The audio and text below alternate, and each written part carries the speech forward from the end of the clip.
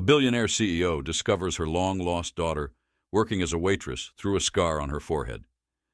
What she did next is unbelievable. Before we begin, ensure to like, share, and subscribe for more life-changing stories like this one. Enjoy the story.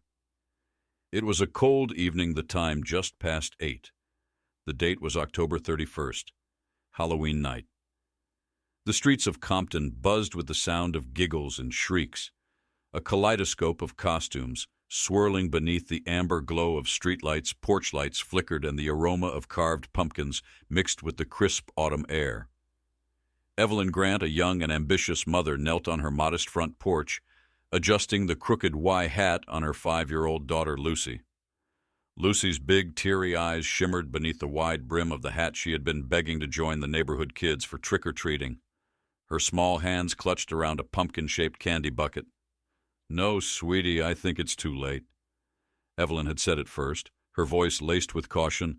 The world outside their door felt too unpredictable, too full of shadows. "But Mom, please, everyone else is out." Lucy had pleaded, her lips quivering. The soft crack in her voice unraveled Evelyn's resolve. Evelyn sighed, brushing a stray curl from Lucy's face. "Okay, but just for a little while. Stay with the group, and don't go far." A smile burst across Lucy's face, bright as a firecracker.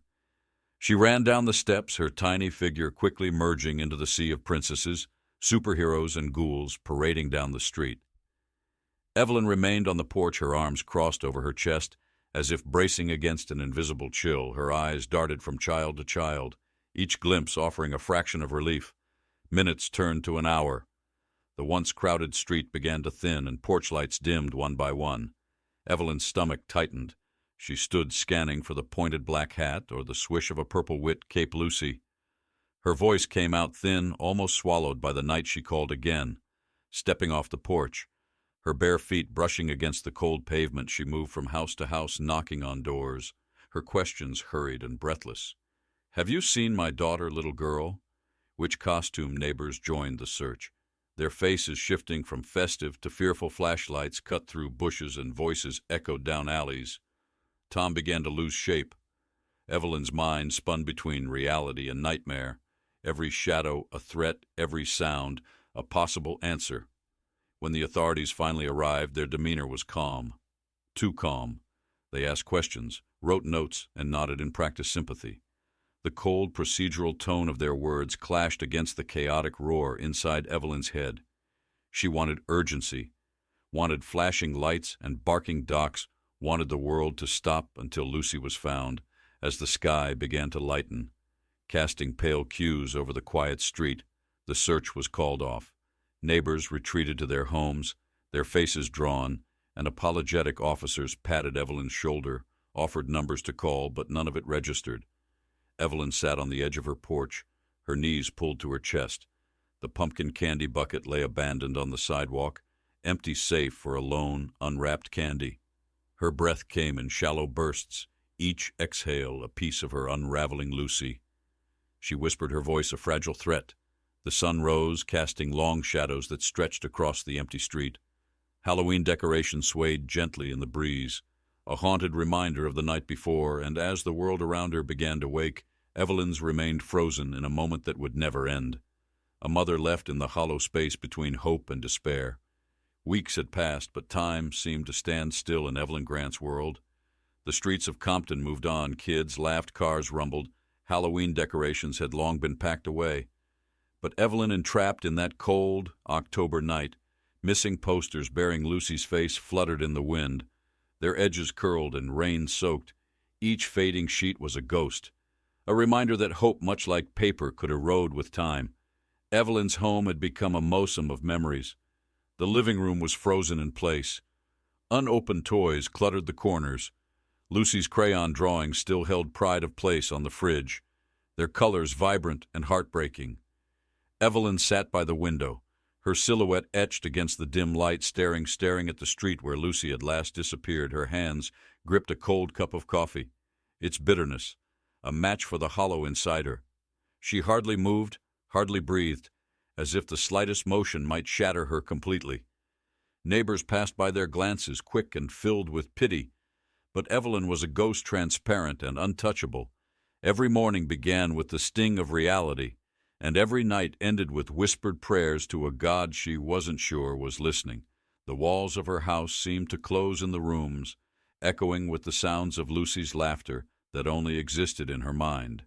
The weight of it all became unbearable, the air thick with grief. One gray morning, as Driz didn't write a note, there was no one to explain it to, nothing left to say. She closed the door softly as if not to disturb the fragile quiet. Her car rumbled to life. The engine's growl and unsettling break from the silence. She drove through the familiar streets, past the playground, the school, the row of houses that had once felt like home. Compton blurred behind her each mile, pulling her further from the life she once knew. California loomed ahead, a place where she could shed her skin and bury her grief under layers of ambition. The road stretched on a thread leading her to a new identity. She would become someone else, someone strong, unyielding, a force to be reckoned with. The name Evelyn Grant would dissolve, replaced by a persona as sharp as glass. A woman who built walls so high nothing could ever hurt her again. But beneath the resolve, Lucy's memory would always remain. Her daughter's laughter would be the undercurrent of Evelyn's new life, a melody only she could hear. And as she disappeared into the horizon, Evelyn knew that no matter how far she ran, the shadows of Compton would always follow. Tangled with the echoes of a lost childhood and a mother's unyielding love, years had slipped by, but time hadn't fully healed the wounds etched into Evelyn Grant's heart. In California, she had built an empire, a towering company with her name on every door, and her influence woven into the fabric of every boardroom decision. Evelyn, now a celebrated CEO, embodied success. Her office, a glass fortress perched high above the bustling city, was as pristine and calculated as the woman who commanded it. Her days were filled with meetings, negotiations, and phone calls. She moved with purpose, her heels clicking sharply against marble floors, her voice steady and unwavering. Employees revered her, competitors feared her, and the business world marveled at her ruthlessness. Evelyn Grant had become a legend, a woman of steel. But beneath the tailored suits and polished demeanor, Evelyn's eyes remained hollow.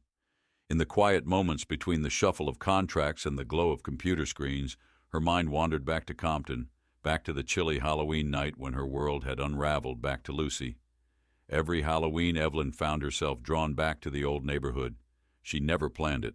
Her calendar remained full, her assistant scheduled to the brim, but as the end of October approached, an unshakable pull guided her east. She would slip away unnoticed, trading her sharp blazers for a simple coat and scarf, blending into the city's anonymity.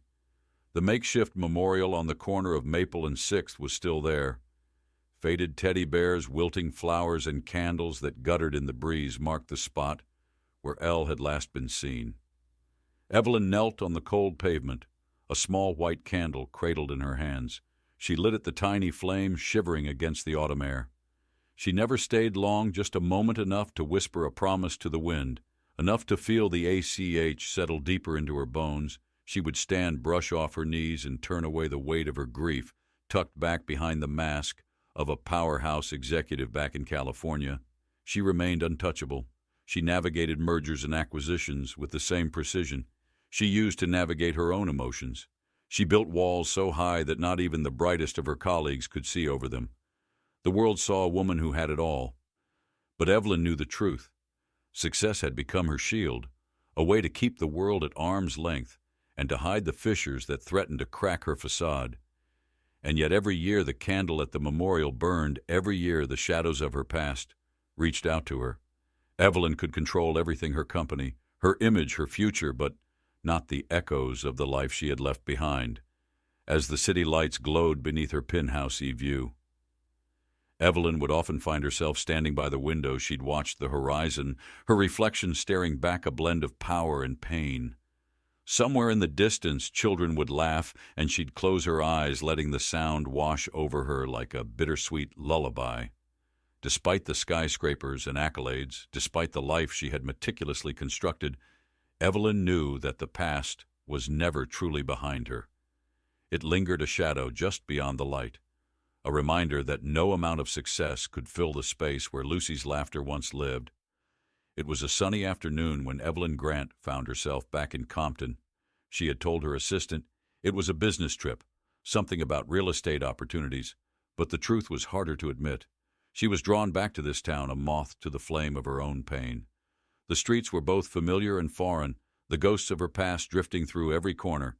Her stomach rumbled, reminding her she hadn't eaten since the stale croissant on her morning flight.